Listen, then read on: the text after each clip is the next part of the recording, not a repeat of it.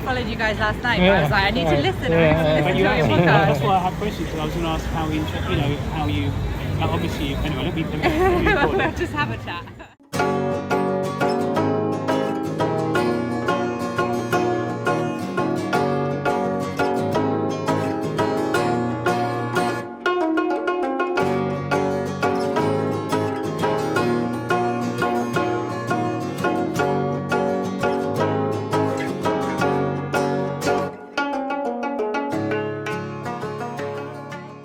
This is the No So Kopo, the Not So Korean podcast with Jay and Tim. I am Jason Verney. And I am Timothy Home. In this Not So Korean podcast series, we talk to one another and sometimes special guests about what we know about Korea, what we don't know about Korea, what we want to know about Korea, and occasionally what we don't want to know about Korea. Recording live from UK's Koreatown itself. That's an area in and around New Malden. Yes, that's the largest Koreatown and Korean community in Europe. We'll start this episode off with a quick summary of the last few days and what we've been up to. So, Tim, what have you been up to? Well, it's been a little while since we chatted last time, but I haven't been going out too much recently. I did briefly visit the new tea room in New Malden, but we'll talk about that more in an upcoming episode. Sure. We're planning to visit there with our friend Hanguk Hapa. Yeah, that should be good. Yep. And so aside from that, I just want to briefly mention one of my friends from Korea. She is running a new beauty shop online. Okay. And it's open to UK customers now. Okay. It's about Korean beauty products or cosmetics, and it's called Jenny World. Okay. Jenny World.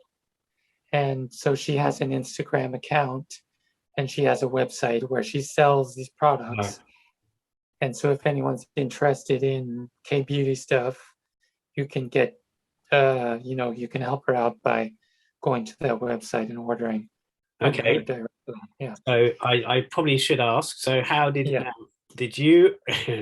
I'm going to be a bit cheeky here, but did you stumble across her stuff because you were looking for that kind of thing yourself? Fair enough. If you... No, I'm not not exactly into that kind of thing myself, particularly. Right. Although some people have given me some free like whiteners and things, skin products to make me look shinier.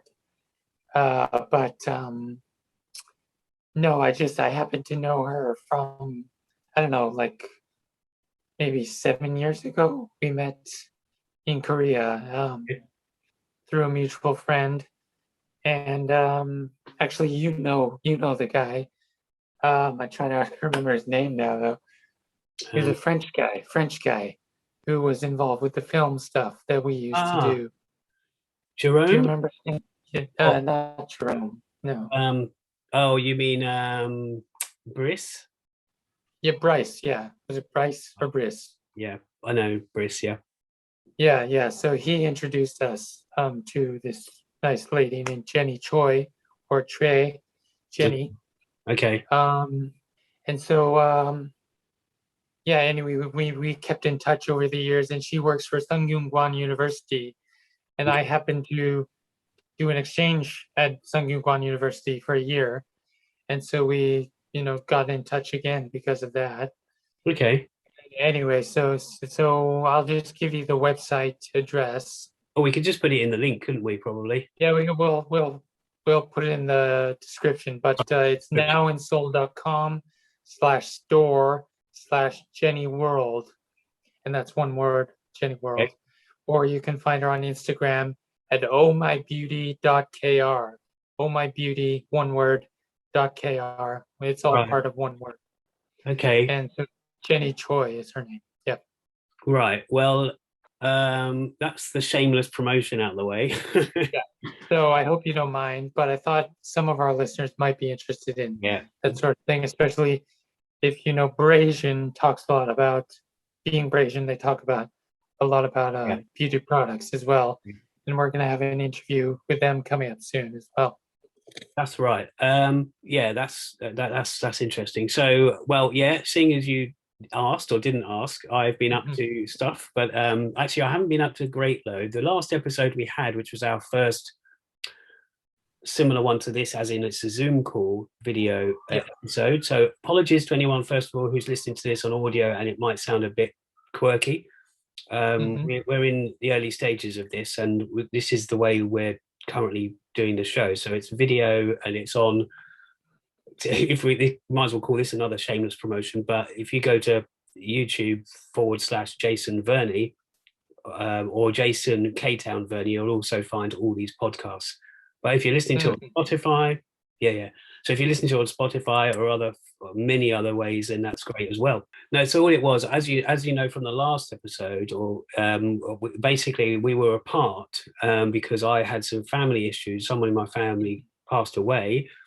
Then I contracted. Yeah, very sorry to hear about that. No, that's okay. We've still got the funeral to do yet as well, but it's we knew it was coming, but you can never be ready for the end. Sure.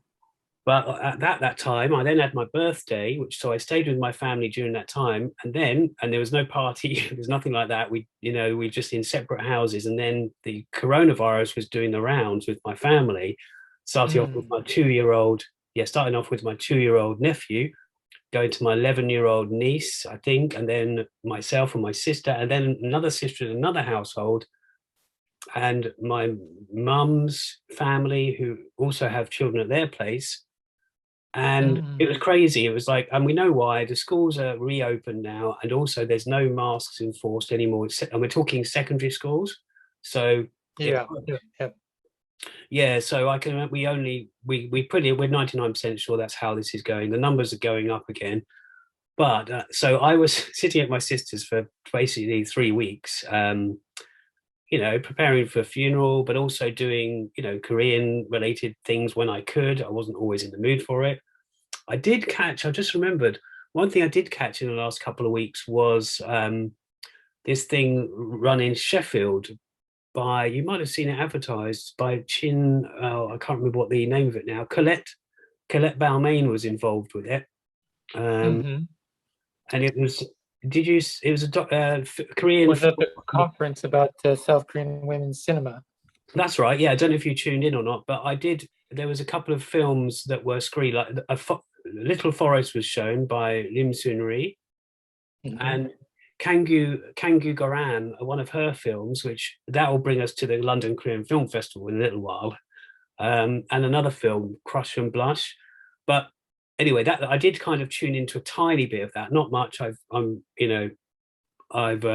had the links to see the films, but one thing that did get on my nerves, it is Korean related. While I was at my family, my 2-year-old son, no, let's stop the rumors. My 2-year-old nephew, this program that came out, I think it came out in the pandemic, like last year. And it's called CoComelon. I'd never heard of it. It's this graphic. Sorry, can you say that again? Yeah, of course. It's called CoComelon. So Cocomelon. Okay. Yeah, CoCoMLON. I could probably off by top of my head, I could give you the whole graphics, because I've seen it like every single day. It's very repetitive. It has all these songs. Apparently, this couple invented it, and it went onto Netflix, and it's a massive thing. Anyway, it's not the program's not Korean; it's American. But there's a couple of bits on it, and there's a couple of bits where they're showing costumes from around the world, and they're picking up different characters from different countries, and they pick up a girl from Korea, and she's in hanbok. And I took a screenshot of that. I mean, it was on the TV, so I took a photo of it on my phone camera, whatever. But also, and there's also a bit in it where they're at a taekwondo class. So of course you've got the Korean taeguki flag and all this. But as happy as I was to see something Korean in that, it didn't take away the fact that I was so, not just me, my sister as well. It's so irritating, every day, similar things, and it's just very. But yeah, that was my kind of Korean child experience. Pick my words carefully here. experience. Yeah. So yeah, Right. So did the boy? Do you think he enjoyed the program? yeah, he basically needed it on every day. He needed it. I mean, Right. he loved train sets as well, like this Brio stuff that you get, this wooden stuff and a train on it. I used to love modern railways when I was younger, but this is, he's into trains. Thomas the Tank Engine, which I'm sure you're aware of. In fact, I know that you're a bit of a Beatles fan. Yeah. Sure. And Ringo Starr was the voice of the original series when I was younger. Yes, I remember that too. Yeah. Yeah. Yeah. Yeah. Uh, Well, Funny. Thomas the Tank Engine, right? yeah, that's right. So it might have been your era too. I mean, Yeah. basically, anyway, it's all changed now. But he's got all toys and he's got stuff that are just trains and whatever. But yeah, when he's not doing that, first thing in the morning, he's glued to the TV with his breakfast and watching that. And he can't read yet, but he knows all the words and all the animals and all the things. He doesn't know Korea yet, but Yeah. Obviously, he's a bit young for Squid Game at this point, right? Squid Game, yes. We were going to talk about that in the news section, weren't we? Yeah. Are we going Yeah. to? I mean, that's definitely not for children. That show. Yeah, no, definitely. It's not about Mm. farm animals and fish and squid and that. It is about an animal, but no, not really. No. No. There's So, no actual squids in the game. no. Hmm. So I guess we should probably talk about what this week's show is about. And we're hoping the audio keeps running okay here, and we don't lose anything. But this show is essentially going to be about our first one covering the London Korean Film Festival, which is in its 16th year, and it's coming to London, of course. Yeah, mainly central London, right? Oh, yes, mainly central London. Occasionally, they later on they tour it around the country, but I'm not sure what's happening this year. Yeah, I'm not sure if they're doing that yet this year or not. Mention that, but hopefully they will. Yeah, that's right. So that's running from the 4th to the 9th, from the 4th November to the 19th, I believe. Right. We've had a press pass for it. I always cover it on my website, which is minimovie.com, and there'll be an article by the time this airs. There'll be an article on there that's just basically what this year's festival is covering and the different strands. They have. Yeah. I know you've looked at the strands they've got coming up, and they've got the special focus, which this year is a very, very deserved one. And you probably, I don't know if you want. The actress KIMJANG, who recently won an Academy Award, an Oscar for her performance in Minari. That's right. The Korean American film. So yeah, they're going to have a few of her films, going all the way back to her first film, Woman of Fire, from the 1970s, I believe it was. Yeah, correct. Yeah. So that's it, and they've got their other strands, which they've got some old classics, as they always do, and some of those, of course, have got her in it. Yeah, I think not as many as they sometimes do. Like a couple of years ago, it was mostly classics, right? This year is not as many classics. No, you're right. I mean, yeah, I don't think so. And even like The Housemaid, it's not. It's because it's the one with her in it, Yoon. It's their remake by Im Sang-soo. Yeah, it's the more recent one, yeah. Yeah, and they have A Good Lawyer's Wife and a couple of other films. They've got their Cinema Now section, which is up to minute films, and also documentary strand. I always rave about this on my website minimovie.com, but when a few years back they didn't have these documentary strand or the women's voices strand, and I was really happy when they did, because it's something that's well overdue. Well, I've taken part in interviews relating to the people that have brought these films to us, and they're always great. It just, as I mentioned earlier, Kangyu Garam Kangyu, she's got a film in this year's she's got a documentary in this year's lineup. Oh, great. And what's the name of that one? I'm trying to remember it now. Actually, let me just check. Well, they've also, by the way, I should just remember, they also have the mise en scène, the sword. Yeah, is that like short films? Yeah, that's something they have done for many years. In fact, once when I was in Seoul, I actually went to meet a friend. Actually, it's an actress, Kim Kobe, and there was a film festival that was on, and it was the Mise en Scene Film Festival. So that's where that, I believe, that's where that comes from. Okay. Yeah, I think so. Yeah, but there's other films. It's, you know, the opening film is something quite it's quite well received, I think. Yeah, it was a very successful at the box office in Korea. Mogadishu. Yeah, Escape from Mogadishu, is it? Yeah. Yeah. It's by a famous action director. Yes, we've actually interviewed him before, actually. Yeah, Ruslan one. Yeah. Yes. And he's yeah, that's so that's the UK premiere, and that's the first film, and it closes with a film which is quite different. Heaven, which I think recently screened at the Cannes Film Festival, I believe, or was it the Venice Film Festival? I get confused all the time. What was the name again? Just because I think I might have lost you then. What was the name of the film? Heaven. Oh, Heaven. I thought you said something in Heaven, so I thought I missed a bit. So apologies. That's right. Yeah, so you know we're looking forward to this film festival. I mean, I've only started to look through the films to see what I'm hoping to catch. Bearing in mind, last year's was a mostly online event, and even though I covered it quite vastly on my website, you know, I don't go to that many screenings, or especially not Korean films, but I do go to, you know, local cinemas.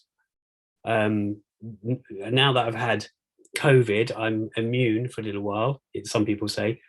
Yeah, I hope so. But that's still, I'm not sure how often I'm going to venture into the city or up into central London to catch these films. Well, it may be the best time for you to go while you're immune, right?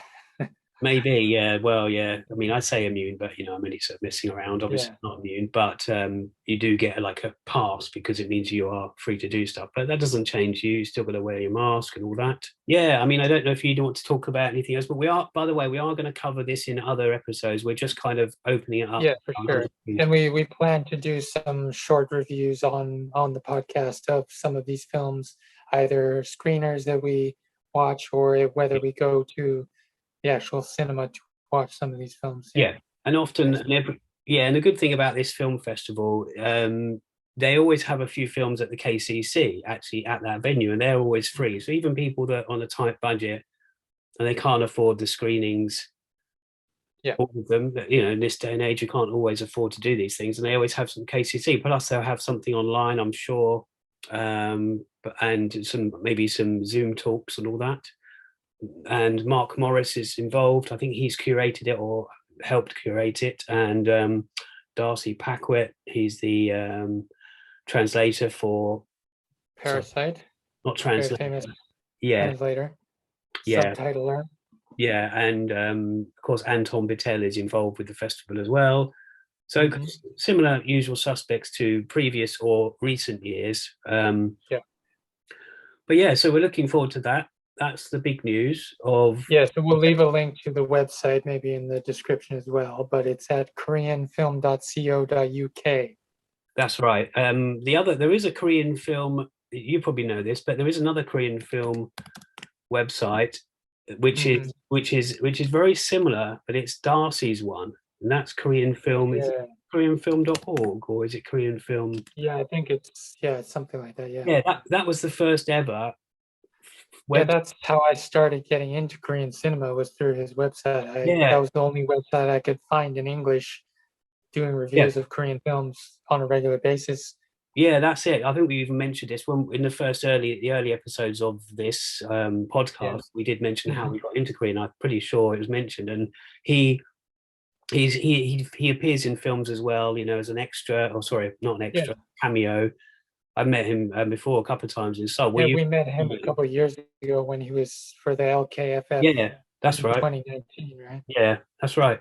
So anyway, so that's what part of this week's episode was about and has been about. But the other part of this episode, if you're ready to go to that now, Tim, now you've had a little tip, is we're going to just touch on. We're going to end it in the same way, which is the news of any sort of news, local or world, or Korean related, of course. But we're also going to we mentioned that there's another festival that was a few weeks back, that we did a few interviews with people who were there, and we're going to end this. So we're going to end this show with basically an interview that we took from somebody there, which was a woman, Rachel, who works for Mind, who we mentioned last time.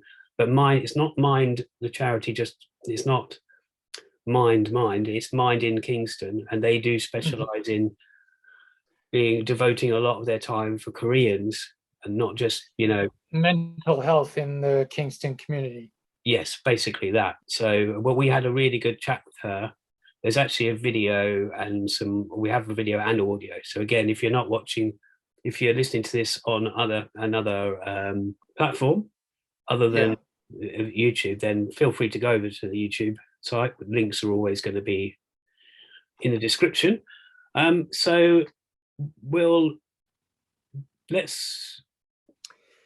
Should we also mention that the KIMJANG festival is coming up as well? Yes, that's right. Yeah, basically, there's another part of there's three, as we mentioned in other episodes. There's three things happening which are all run by the KBCE. That's the Korean British Cultural Exchange, and we've had the first one. The second one is kind of happening in October, which I'm not really involved with. It's K-pop. It's not something that I'm involved with. But the KIMJANG festival. I thought I saw you practicing your dance moves the other day. Wasn't that you? No, I think that was a symptom of COVID. You get brain fog. You do all kinds of weird. So even Lalisa or whatever who's Thailand. I'm quite interested in Thai culture as well. In fact, this is actually a shirt here, which is when the king passed away in Thailand. I'm just remembered that.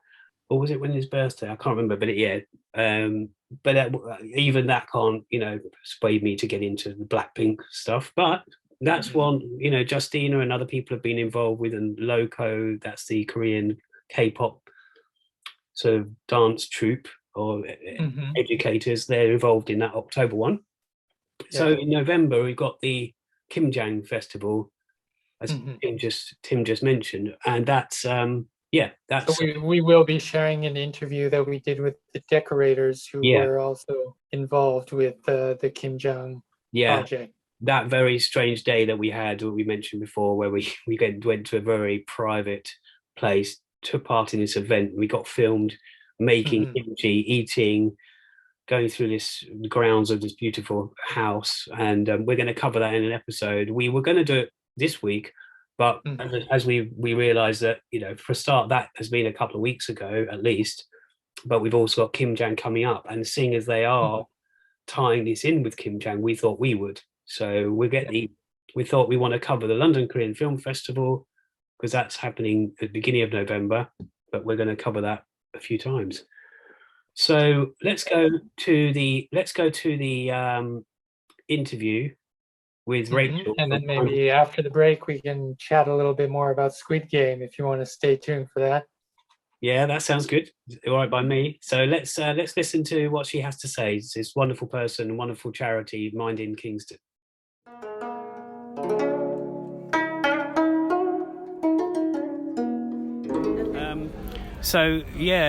Mind in Kingston. Does it have Mind in every kind of big town? Is there a Mind for all of them, or is it just something that's set up for Kingston?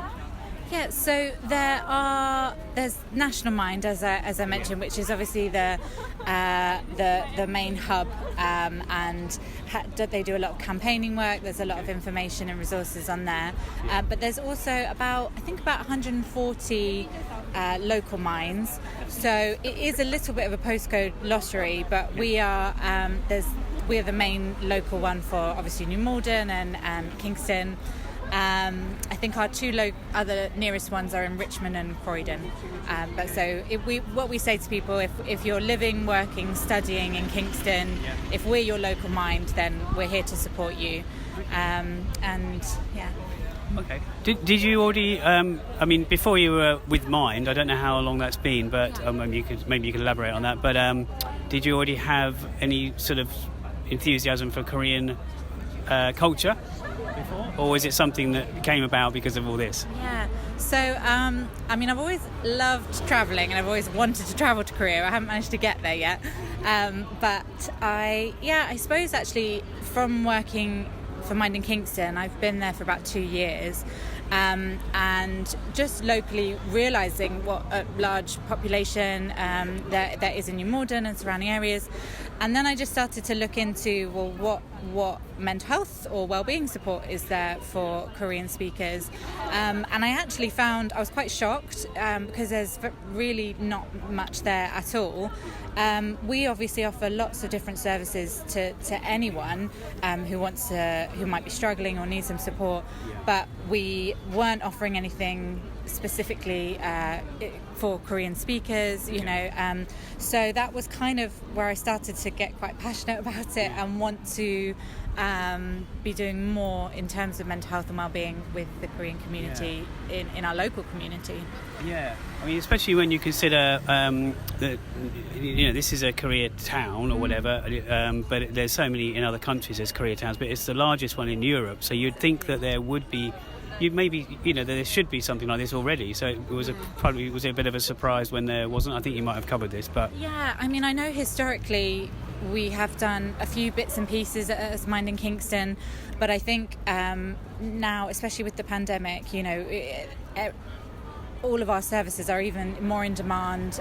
We know that there's such a high need out there, and we have been speaking to Korean community members and different organisations and just asking them, you know, what support, what do you think is needed? A lot of people have told us, you know, that there is still some stigma around talking about mental health and mental illness, which of course there is in every community, but particularly that they would like support to just kind of start these conversations and also have more support available. So we've applied for funding. We've been successful in getting a grant, so that's what we're really kind of trying to do a lot more in this area.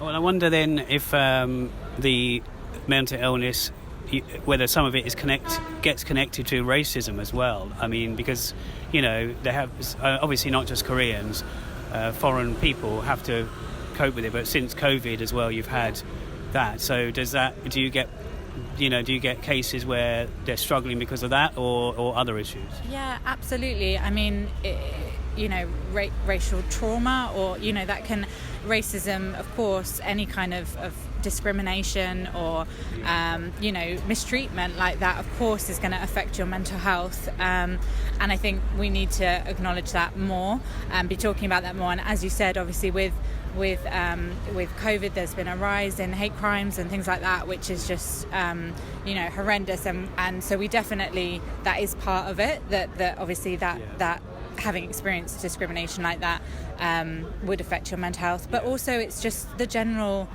stresses of life, you know. All of us have mental health, and sometimes some of us struggle, and, you know, depression, anxiety, these things are kind of on the rise. So it's just looking at how do we cope with that, and how do we find kind of healthy ways of coping with it, and who can we turn to for support when we feel like that, and that's what we want to be, a place where people can turn to for support. Okay, I'll turn to something lighter in a minute, but just sorry. Well, it's what you do. So, happy to talk about it. So basically, what I was going to say was, I mean, because this is technically, and not just here, Worcester Park and other areas in Kingston itself. Yeah. You've got Koreans living together with British people and Filipinos and Indian. And I wonder, you know, maybe there's less racism here because they are trying to gel together, whether if they go to London and experience it, central London, or even go to a smaller town. So I wonder how much, I'm drifting on to racialness here, but racism, but I'm wondering whether mental health is worse in a town where they've grown up, or whether it's Koreans that are just visiting, you know, for a couple of years, but I don't know. But that's just me saying, okay, I'll turn to something light. No, but that is interesting, and I think that's the kind of thing. Those are the kind of questions we maybe need to be asking more, and saying what are the issues that people are being affected. Affected by, and what do they need support with. I mean, a lot of people talk to us about, it's the general thing of self-esteem, depression, low mood, stress, but absolutely, we can't deny that racial trauma and those experiences are very real. Yeah. Well, I also, so another question has come to me, but I wonder if, because they can be, especially the North, because there's a lot of North Koreans here as well, they can be keeping themselves to themselves, like we're quite shy. Even the South Koreans can be quite shy. So I wonder if that, even getting into their mind or into their homes, I wonder how tricky that is compared to, let's just say, a British person like me. I wonder. I think you've hit the nail on the head in that isolation. People, especially obviously with the year we've had as well, that's only been exacerbated. Like loneliness, isolation, these things are really serious, and they can actually be life-threatening, because they're, none of us are meant to be alone, completely alone and isolated. So, and of course that can affect particular communities, and more so if the services that maybe as a British person we kind of take for granted we'd be able to access, if those services aren't accessible to everyone, they're not reaching out to everyone, then that's even one less avenue of support and one less way of finding that help. So yeah, I think that's something that we can all be doing more and need to be doing more. And with our new project, the Magpie project, it will be about offering one-to-one support, group support for people in the Korean community, but also we want to be advocating for better accessibility, more translated mental health resources, just more support in general, really. That's good. I mean, I just a point. I'm going to ask you about the festival in a second. Sorry, I know you're meant to be doing your job here. No, I'm good. It's good to talk to people. Oh yeah, that's true. Yeah, if anything, it's good for your mental health. Yeah, absolutely, always. But yeah, because there's also up the road there's Oxygen. It's like a charity. It's not like a chain. I guess what I'm trying to say is they help apparently with knife crime and stuff. People that are people are suffering from that or trying to stop it. But the thing is, at least with your charity, you're focusing on this, whereas some other charities they might be, but you don't see it. I mean, maybe you see a lot of people obviously asking for money, but you're out and about actually wanting to. You're getting support. Yeah. Oh, you've actually got the Korean words. Yeah, I've just seen that. Sorry. We've been doing this campaign today. So obviously this translates as what's your own kind of healing? What do you do to support yourself? Really good. So this is us minding Kingston. This is the new project, the Magpie project that we're running. This translates as Your Mind Matters. Yeah. So we've just been inviting people to kind of write something on here that so people have been writing, cooking. Oh, that's you've got the hiring. Yeah, cooking, dancing. Yeah, whatever helps. We've also been. Oh, so this is all you as well. Right, okay. So we've just been asking people to share a message to someone who might be feeling alone. And these are mostly Koreans? Yeah, so it's a mix of Korean and English. Yeah. There's actually some very sweet ones from, I don't want to That's fall good. over. That's good. That one. Breathe. Nothing is perfect. Tomorrow. Yeah, nothing is permanent. Permanent, not perfect. So we had some very sweet ones from some children as well. Oh yeah, Korean children. Yeah. Make them laugh. Oh, you're hiding the cakes here. Oh, sorry. No, There's too I'm much sorry. going It's on. my 5th day without sugar, so I'm not going to have the cakes behind you. But one. Oh yeah. No. Go ahead. We sort of stretch around here, so do have a look around. Well, one thing is because this is now this year it's in. I knew that was going to happen. It's the wind. You can edit that bit out. Yeah, we do. Don't worry. Well, it's going to be we're doing audio as well as video, but yeah, don't worry. A big Sorry. thud. Yeah, no. Thank you, Funky. Thank you. I knew that was going to happen. We might edit this out, might not. Just but it's okay. Real, but again, behind the scenes, real life. We're doing it. Yeah, exactly. Yeah, BTS, but not that kind of BTS. Yeah. Back behind the scenes. But basically, all I was going to ask about the festival was, it's in New Malden this year. It's different from other years. And so, were you there last year? And do you think it's a great idea having it here? Yeah. At this festival as opposed to in Kingston? Yeah. So obviously last year I don't think it was able to go ahead. The year before. Yeah, so I sort of moved locally a couple of years ago. So this is my first festival. So not having seen it before, I just think it's brilliant. I'm really loving it. I have been here on the stall most of the day, but we managed to get up and see some of the taekwondo and things like that, good, which was with the handicap people. Yeah, it was fantastic, really brilliant, inclusive, and so loved that. And but yeah, I think hopefully next year I'll rope in some more staff and my colleagues, and then I can have a look at what's going on. Okay, thanks, Rachel. First of all, thanks for following us on Instagram, and thanks for your time. I really, what you're doing seems amazing. I didn't even know this existed. Well, so I mean, that's the whole point of being here, to kind of get the word out. And if someone like me or somebody wanted to join in with you, I mean, obviously you said about volunteers, but you're mainly looking for Korean.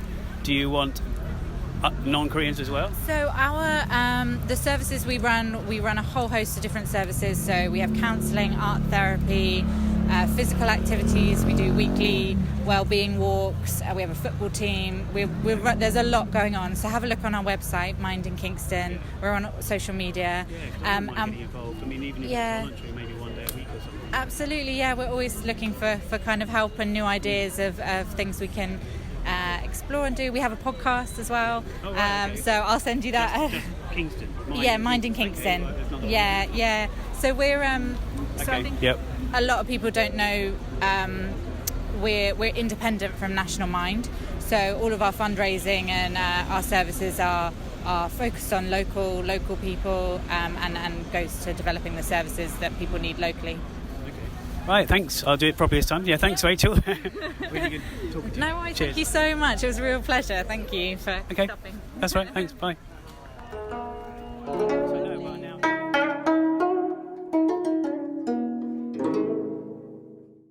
So we hope you enjoyed that. That was Rachel. The details of Mind in Kingston will be in the description. And so we're going to kind of close the show, or run to its close. With just a bit of information, a bit of news that's been going on, Korean related in the world or in New Malden. And this particular bit of news is something you've probably heard of, and it's very famous. If you haven't heard of it, you've been stuck inside your own Squid Game. Yeah, maybe you're actually doing it reality. Mm-hmm. So Tim's going to talk a little bit about that. I will mention what I know. So Jason, you haven't actually watched the show yet, correct? Well, that's what I was going to mention. Basically, when I was at my sister's, poorly and stuck there, isolating and stranded and grieving and everything. Yeah. But they did probably not the best kind of show to watch while you're grieving. But no, well, I'm going to be grieving a while. But yeah, you're right. So Squid Game, they wanted to play it because everyone was talking about it, and of course they wanted the English dub. And for a start, I like to watch something on my own, not in a kind of view with people. I don't know what it is, it's just me. So I'd rather get into it myself rather than, and I'm sure there'll be interruptions. We are talking a household with children, or just general interruptions. And I just wanted to, the children didn't watch it, by the way. No, definitely not for kids. So they played it, and I was watching, but I wasn't really paying attention. I just thought, I'm going to watch this another time on my own in Korean, with the subtitles, which is the proper way to watch it, some would say, but I'm not going to make any qualms if people do. It's up to them how they watch it. Yeah, as Bong Joon-ho would say, you just need to get over that 1-inch barrier. Yeah.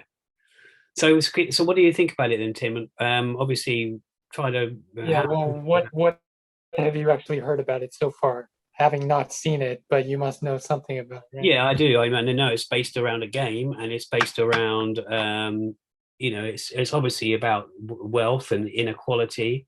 It's about struggling with debt, and so they're given this chance. They're given this opportunity to get things sorted out, or to get rid of them. So I know what everyone else pretty much knows about it. So what's your first thoughts? And we can have a whole show dedicated to it if you want. But I know you wanted to cover just a bit, and it is news that we need to is worthy. So what did you think? Yeah, I mean it's incredibly violent and brutal to start with, but and I was worried that I wouldn't be able to get past that. I wouldn't be able to see past the brutality of it. But I mean, the fact is that the world is quite brutal at times, and the world that these characters are living in is very brutal in the real world, so to speak. Within the series. Yeah. Um, in the fact that they're so heavily in debt that there's no way out except to play this survival game to the death, literally. Yeah. And so they actually feel like that's a better option for them than, maybe committing suicide or something. Yeah. So yeah, I mean, it's pretty sad and desperate circumstances, but the characters are all really interesting. You really care about them. You want them to survive. You're hoping they will, but obviously not everybody can, because based on the rules of the game, most of the people are going to die. Yes, from what I know. So it's really nerve-wracking and suspenseful and all that, but it's quite emotional once you get into it. Yeah. Oh, cool. But really interesting. Yeah, I mean, the fact that it comments on society in Korea, especially capitalist consumer society, and the debt issues that they have over there. And these are things that are resonating with people everywhere, not just in Korea. Yeah. But especially in Korea. Yeah. Yeah, and I mean, the one thing that I didn't quite like that I've heard it's violent is just that Korean, as we've spoken about before, Korean films, and I know it's not film, do get a reputation. I mean, there's so many other things that aren't violent, and it is a shame that it's violent one that's become popular again. It's Korean cultures. So we're going to have what we had with Old Boy before, people saying, "Oh, it's terribly violent." Yeah, there will be a stereotype that everything in Korea is very extreme and over the top. And yeah, I mean, but the thing is, it's not the first thing on Netflix that Netflix is Korean, and there have been, I guess, violent ones. I mean, there's tons of other dramas on Netflix, Korean dramas that are not as violent as this. So hopefully some people will look towards other dramas after they watch this and find out, okay, it's not all like that. That's right, yeah. But we'll have a whole episode about Squid Game. We might even get someone on to talk about it. More of an expert who could inform about it. We've got people in mind, but we're not going to mention them. And we also did mention that, it is very good. It is very stylish. It's not 100% original. You've got the Hunger Games, which are very similar kind of ideas. Again, I'm not a big fan, not a kind of a follower of that. But but I understand why it's become popular. I mean, some people are saying that it is actually inspired by Korean cinema more than it is by Korean dramas. Which I can see that. Yeah, I can see that, and even in the color, they're very good with. The design of it is incredible. It's amazing. Yeah. I mean, yeah. Cool. Well, I think that's pretty much it. We've used up quite a lot of time this week, even though we've been talking about the festival and all that other stuff. But we've also, myself and Tim, had a lot to talk about, and we've probably got loads. We are thinking of doing bonus shows where we do talk about other stuff that we don't get a chance to on the show. So if you're interested in that, then please let us know. We've spoken about that in another episode as well. But of course, we are going to play out, as we normally do, with the people we featured in last week's show, which is Kaya, and that's from their, basically the same music we've been using, which is the new version of New Ararang by Kaya from their album Korean Breeze. And I guess that just leaves us to say goodbye. And Yongi. Yes, they are.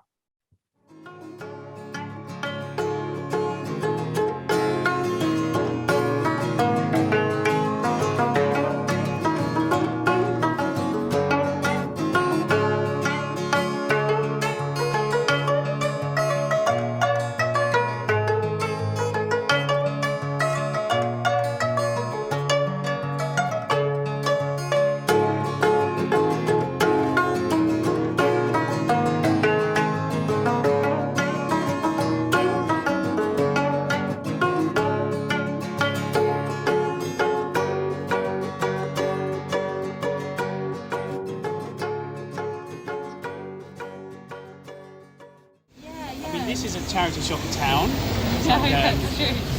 Yeah, well, so there's 9 National Mind. Yeah. There's a lot of campaigning around mental health, but there's also lots of local minds. Yeah. So we are the local mind for Kingston upon Thames. Okay. So we are based in Kingston, but we support people from all the surrounding areas. Yeah, because things not pick up your audio. Yeah. So, I literally followed you guys last night, but I was like, I need to listen. I need to but listen you to your actually, podcast. that's why I have questions, because I was going to ask how you